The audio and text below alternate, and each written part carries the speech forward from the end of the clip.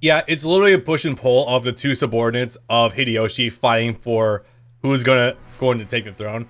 And if it weren't for the fact that, well, did Ieyasu actually kill Hideyoshi, or am I misunderstanding that?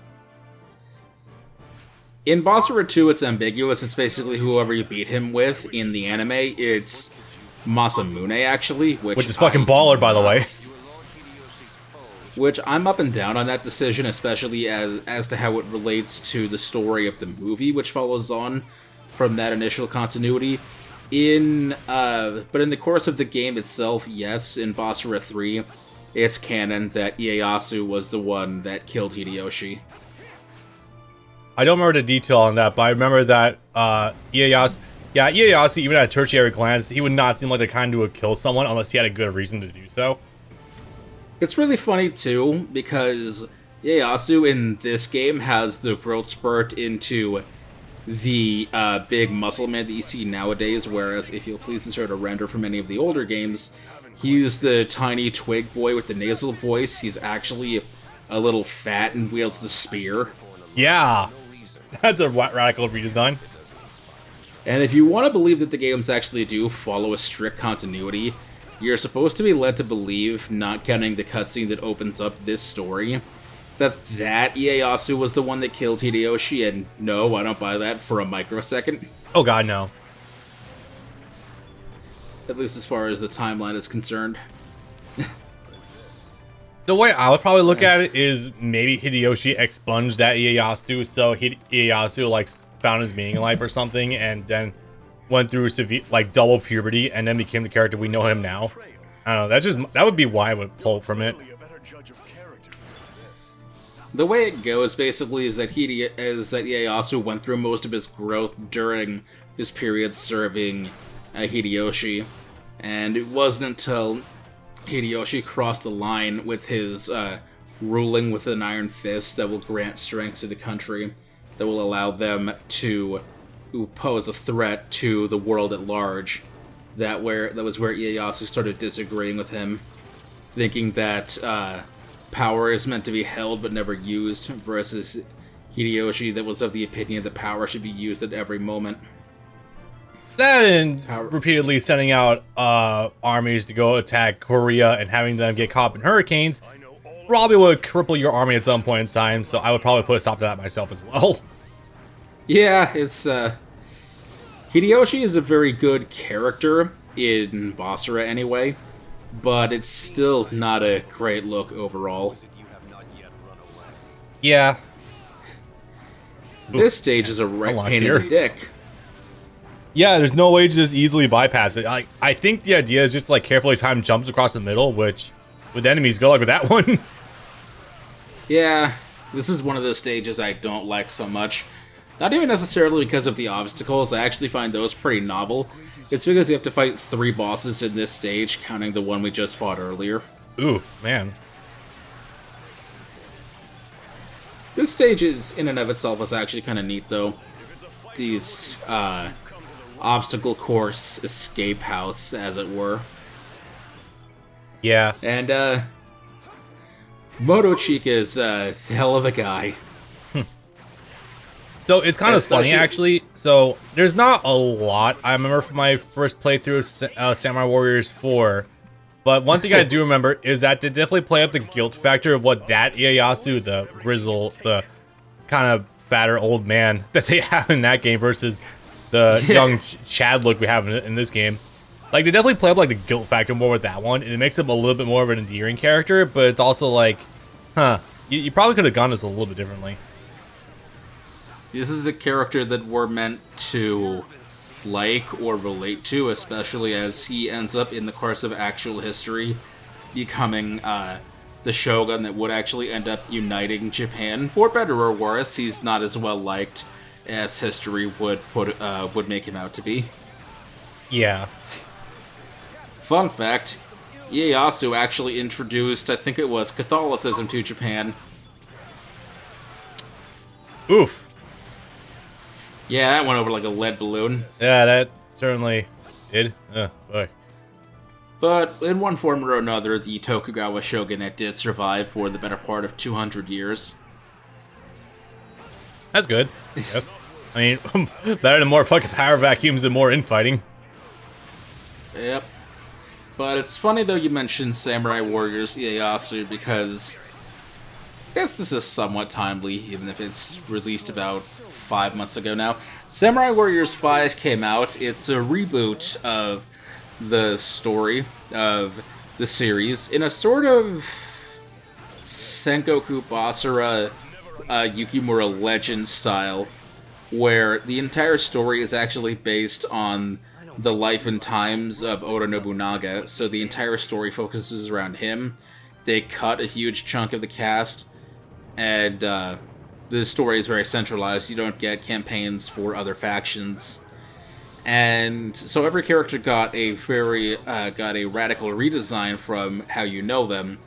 And Ieyasu in Samurai Warriors 5, if you can find a render, is Shotokan. Yeah, funny. Which is a jump from his old man design of games of old. So, I'm gonna be honest, you just threw me for a fucking loop when you not only mentioned Samurai Warriors 5, because I forgot that was happening, but when you also mentioned that it came out 5 fucking months ago, I'm gonna be honest, I usually don't keep up too well with Warriors games releases unless you're talking about them, so I'll be honest, I completely forgot that was happening. I didn't even know it already happened. Holy shit. I haven't even bought it yet. How's that been going over, by the way? The internet is up and down about it. Somewhat positive. There is a lot of negative for the fact that, once again, there are clones in a roster that only has, like, 27 characters. Yeah, that's a bit rough. Yeah, I've got like 20 years of Warriors games from a company that defined the Warriors genre, but clones, I guess. Okay, I want to like it because I saw the pre-release like redesigns for younger characters and they genuinely looked really fucking good. So, yeah, it's when it goes on sale eventually, then I'll pick it up. But it's not been a priority of mine since it came out. I've had a lot of other things to focus on. Yeah, you've had your hands full recently, so I can't blame you. To be completely honest, we're recording this commentary in November. I started recording the footage in September, or at least that was the first time I was able to get it done right, but I actually attempted to start recording this as early as July. Damn. Huh. But I had a few hitches with like a hard drive disconnect or something in the middle of recording, or deaths or whatnot. Because before I gave up the ghost, when I restarted, I initially planned to make each recording perfect without a hitch, and I just gave up on that when I realized at first that, wait, if I did that, I'd have to throw away like an hour and a half's worth of footage if I died once. Believe me, I know how that goes. I am familiar with that pain. So yeah, I just put that on the shelf for 3 months, and it wasn't. And the thing that really got me back into the swing of it was the recent news, which I guess now is as good a time as any to bring it up.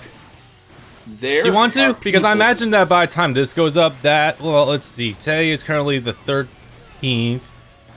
What time was that thing gonna, or what date was that thing gonna happen? Do they have an actual date or like a guesstimate?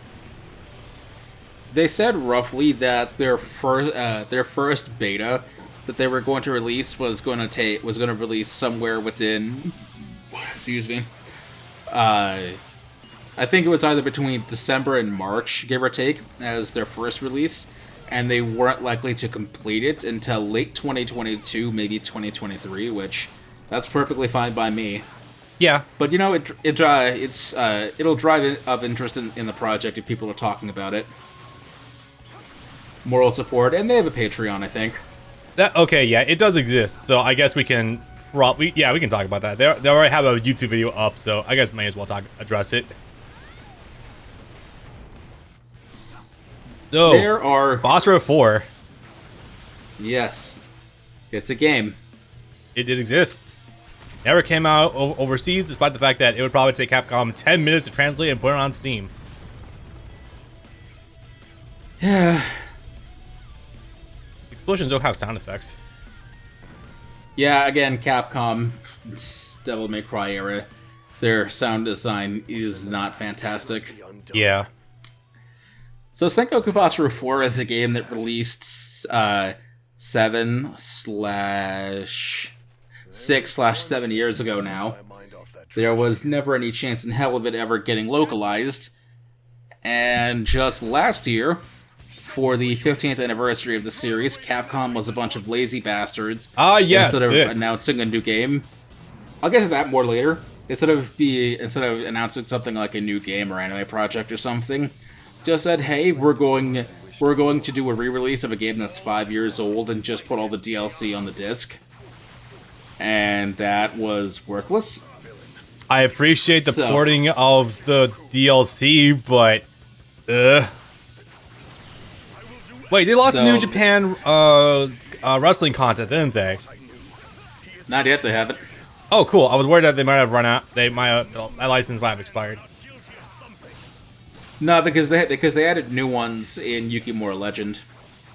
It also, the only reason I was guessing that is because Nakamura does have a costume present in Basara 4, and Nakamura has since been whittling away in the WWE mid-card for like fucking years, so I was worried about that. Yeah, I think they're still good on that front, but okay, cool. But the game series has been down low or downplayed under the radar the last couple of years. And so since improvements in technology and emulation have made incredible strides, you can do things like emulate, mod, and patch PlayStation 3 games. Yes, we're at that point. Hell, I was doing Bursum entirely on emulator, so we've come in decent ways. So there's a group right now that is currently in the process of translating Sengoku Basara 4 Sumeragi, the complete enhanced edition of Sengoku Basara 4 for the PS3. And that might not sound like much because, it's a PS3 game that released in 2015. That can't look very good. First of all, you're emulating it, so it's a moot point. The game does look good. And it's more about getting the translation done in general. When PS4 emulation or modding becomes a thing, you can just easily patch that same translation into the newer version. But people are working on translating Sengoku Basara 4, which is a massive, massive game with tens to even maybe hundreds of thousands of lines of dialogue, menus, what have you. Yep. They've already released 2 alpha stage videos of what it would look like, and God, I am creaming at the thought. So, as a friendly reminder, like, you might hear that and think, yeah, that's kind of a neat novelty. No. Let me remind everyone that the idea of an English translation patch is far more than what you might just initially think, where it's just a quality of life buff. It's a direct gateway that can allow a lot more people into a game series. Like, it's allowed me to cover one Berserk game, definitely fucking more English translation patches I've covered. We've done more in the past. Just like an example Crusade that we can show off. What was that? Bleach versus Crusade. Oh yeah, we got a menu translation patch of that game. We were able to figure out all the secret content for that game, and that's one of our most viewed playthroughs as well. And that blew people away that fucking exists. We would never have been able to get. We would never have been able to 100% that game without the patch. That would have been an impossibility. Oh yeah, no. With the conditions in that game. Yeah. So even just the bare basics of being able to navigate menus is automatically like a big fucking problem solved right there. And yeah, as Baz was saying, it's a gateway. It's a way of getting new people into the fan base. Show them these cool, awesome games. Get people in on the ground floor with the most recent and best handling game available. When your current series has literally 2 easy ports of entry for an English-speaking audience, even one more port of entry is immediately like 50% more entry ports you have that can get people into a series. So you can't really say no to that.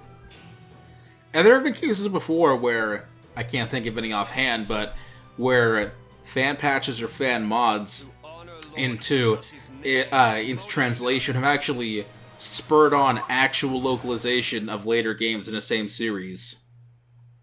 I feel like I have examples of this but they're not coming to mind offhand. Like, don't quote me on this, but I actually think the reason why Shin Sakura Wars was released in America last year was because of massive strides on the fan base to actually translate the first 2 games on Sega Saturn and Dreamcast. They released exactly 1 game in the past, like 10 years ago, and it did miserably on the PS2 and the Wii. If they were just going off of that, then there's no way in hell that the newest game would have released in America. It just would not have happened. Yeah. But, knowing that there are people that care, knowing the people that want to play these ancient Sega Saturn RPGs, it's like, yeah, we can give this a chance. We know that there are people that want to play this game now. Yep. You can kind of almost... It didn't come really westward because of English translation patches, but you can kind of see insurgences of fan interest like this, especially with the fucking Yakuza games, like we mentioned earlier. Yes. Where Yakuza 0 came out to the West, and all of a sudden, oh, this series is totally big overseas. Awesome, we can market this. Thanks, Sega. You actually sometimes listen. So the thing about that is that the first 2 Yakuza games were localized on the PS2. The 3rd and 4th games were not on the PS3. The 5th one was, and then the 6th one on PS4 was when it really hit big. And then ever since that one game did well, and that's another thing. It just takes a single game doing well or decent that can reignite life in a franchise as a whole. Valkyria Chronicles on Steam. Yakuza 6/Yakuza Kiwami, which is a remake of Yakuza 1 doing well in the West, was the spark that revitalized the entire Yakuza series in America. Every single game since has either been localized, re-released, or remastered for the PS4, PC, and Xbox. Yep. And it only took 1.5 games to make that happen. Like my example I just mentioned, Valkyria Chronicles, when it launched on Steam, I don't remember what year it was, probably like 2018 maybe, something like that. That week it came out... 2016, I think. 2015. Fuck me, that was a while ago. Anyway, that month it came out, it completely actually outsold that year's Call of Duty game that just launched as well. Which is mind-boggling, considering that wasn't too far off the heels off the massive COD hype train of the late 2000s, early 2010s. Valkyria Chronicles doing well was also what it put in motion the remaster, as well as... we also got Chronicles 2 and 3 actually in the West, finally. No, we did not actually. Oh. What brought about Valkyria Chronicles 4, and Valkyria Chronicles action RPG that no one actually likes, but still did well. Yep. Valkyria Chronicles 2 and 3 were PSP games. We got the second game, but we never got the third game. But you know what? If they were still riding a strong wave, there was a possibility that we could have gotten remaster/remakes of Valkyria Chronicles 2 and 3. If I'm not mistaken, I think Valkyria Chronicles is also published by Sega.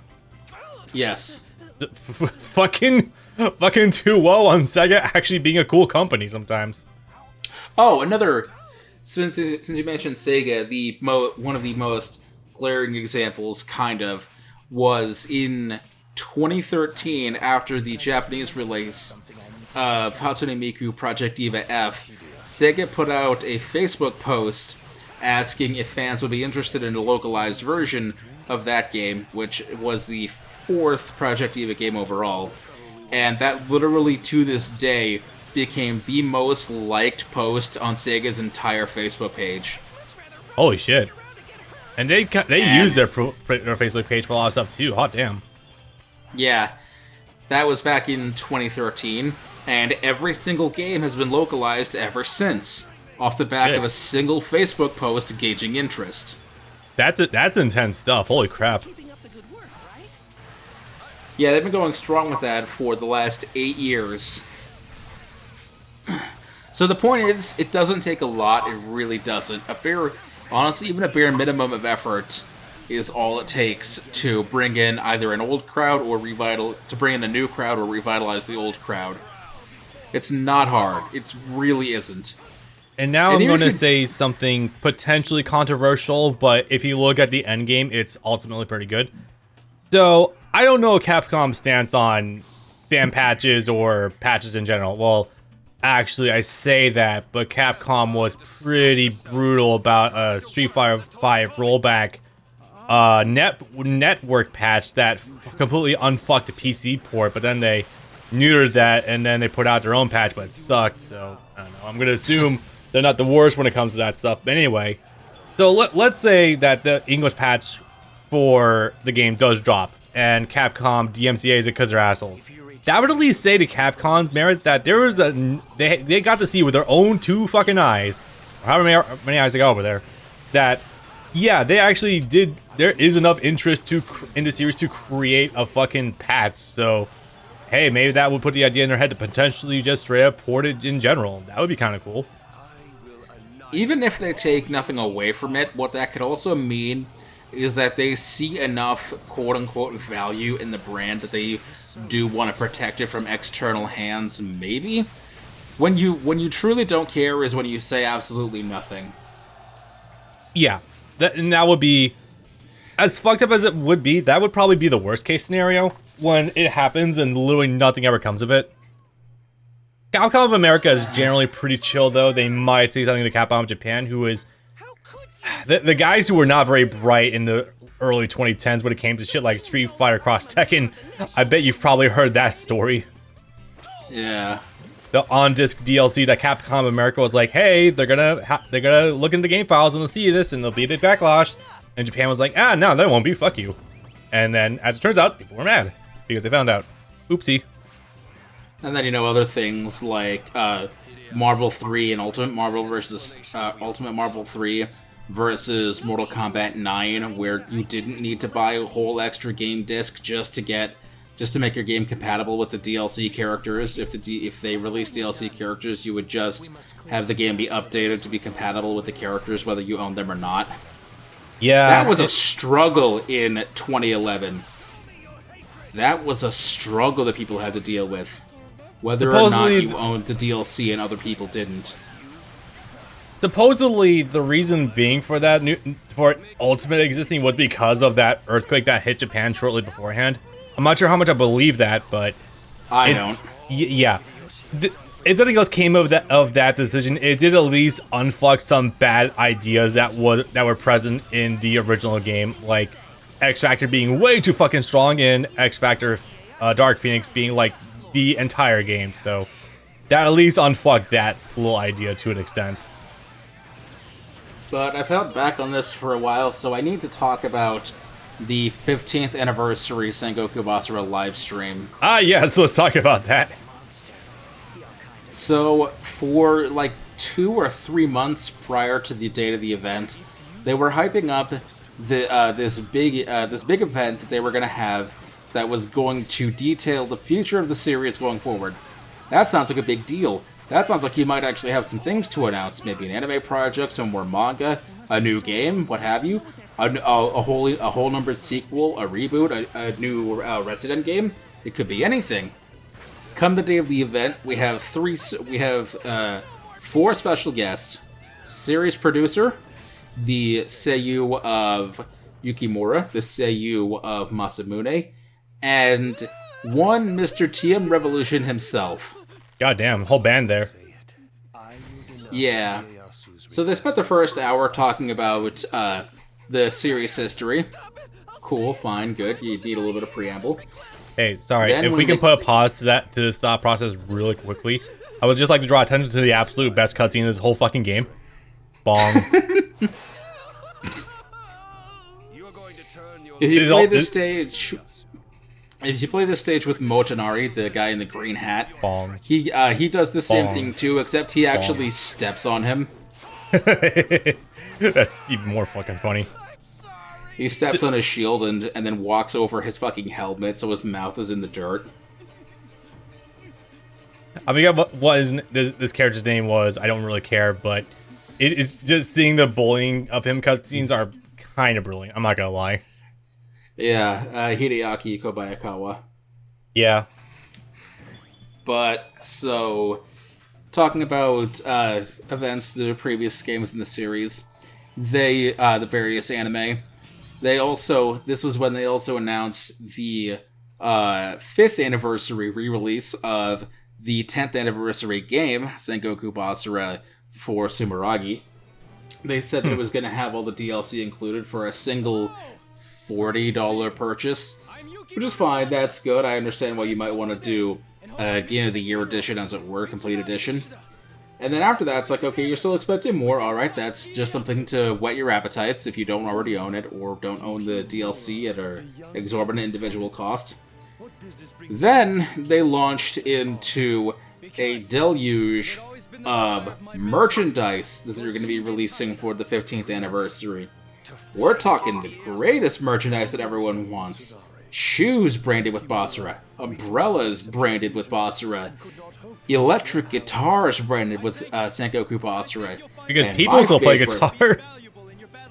And my personal favorite, rice cooker branded Sengoku Basara. Yep. Merchandising. Not long after that, they went to talking about their various experiences over the series, and then this is also when Takanori Nishikawa, DM Revolution, chimed in by saying, "You know what's surprising? You guys have a huge fan base overseas. Should probably do something with that." And the producer responds with, "Oh yeah, we're not ignoring them. We've always been avidly attentive of the needs of our Western fan base." It's been 11 years since the last overseas game release. Sorry. At the time it was 10, but yeah, you only put out the game. The game has 4 core games. Only 2 of them were released. Only one of them was released in its proper format, and there was nothing about it ever since. The 2 games that were released were also completely inconsecutive. Yeah. TM Revolution said directly to the producer's face that you have a sizable Western fan base. You should probably capitalize on that. Even Mr. YouTube Copyright himself knows about it. Hot damn. And the producer responded with, "Yeah, we know. Yeah, we know. Not gonna do anything with it, but yeah, we know." Do anything about it, boys? You know how well Devil May Cry took off in the West, and Devil May Cry is still pretty big in Japan. Oops. Do you know the most recent thing that released in the West that had any form of Sengoku Basara in it was? No idea. Shoot. Capcom's mobile card game. Oh, right. Shit, I have a friend who actually does play it. And I've seen the Basara concept. It's like, oh my god, they do have that stuff in there. Holy shit. It's called Teppen. I'd never heard of it until the Basara event was announced. This game is dubbed, by the way. This Teppen thing. Holy shit, I didn't know that, actually. Yep. Because I think even now, Resident Evil only has English audio tracks. I think even now they don't have Japanese tracks, even up to 7 or 8. That would make sense, yeah. So, it's extremely rare to actually hear the Japanese voice actors for Devil May Cry series. Sorry, I digress. Yep. So that event released. It released in America. They got back some of the actors.